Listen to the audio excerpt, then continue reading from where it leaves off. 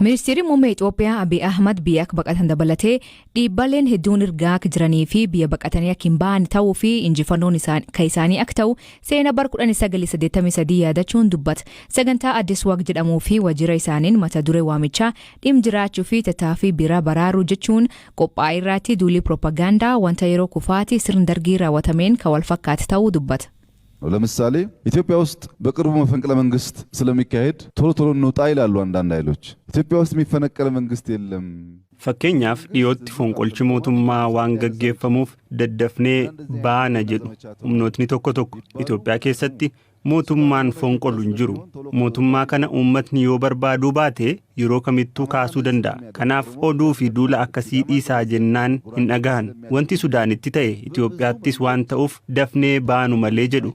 Karaa baay'eedhaan piroopagaandaa waliin dhahuu amanamuu hin dandeenye oofu. Qormaatni waraana kanaa inni guddaan rasaasa osoo hin taane oduudha. Uummatni Itoophiyaa of duubatti deebi'ee akka hubatu kan hin barbaadu. Amalli waraana amma keessa jirru akkuma jirutti bara 1983tti Itoophiyaa keessatti raawwateera. Yaadannoof beekumsaanii qabuun Finfinneerraa raadiyeesii kiiloomeetira 150 200 keessatti waraanni hin turre.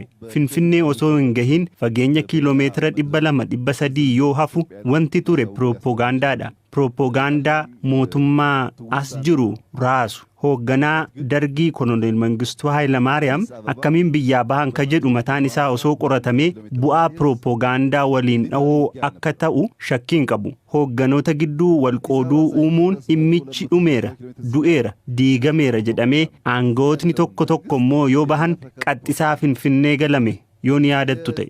Isa irra deebi'uuf piroopagaandaan 1,100 kan oofame. Nuti yoo waan haaraallee hojjechuu baanne yoo xiqqaate seenaa bara 83 irraa akka barannullee hubachuu hin dandeenye.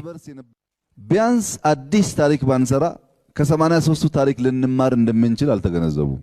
ምክሮች አሉ አልቋል እኮ ውጡ እንጂ ጥፉ እንጂ ሽሹ እንጂ ያ ደግሞ አልሳካም ሲል ኬንያ ናቸው ጎርሲ hedduun jira bahaa malee badaa malee kan jedhu sun milkaa'uu dhabnaan ammoo keeniyaa jiru jibuutii jiru sudaan jiru jedhu duula hedduutu jira mogolee namaa laaffisuuf kuni akka milkaa'uufis abaluunfaa bahuufi maaliif Finfinneen waan nama hin amansiifneef waan marfamteef jedhu.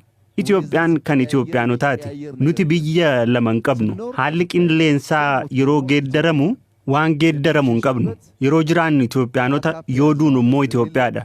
Biyyi itti baqachuuf qophoofne waan hin jirree fi Itoophiyaanis biyya irraa baqatan miti.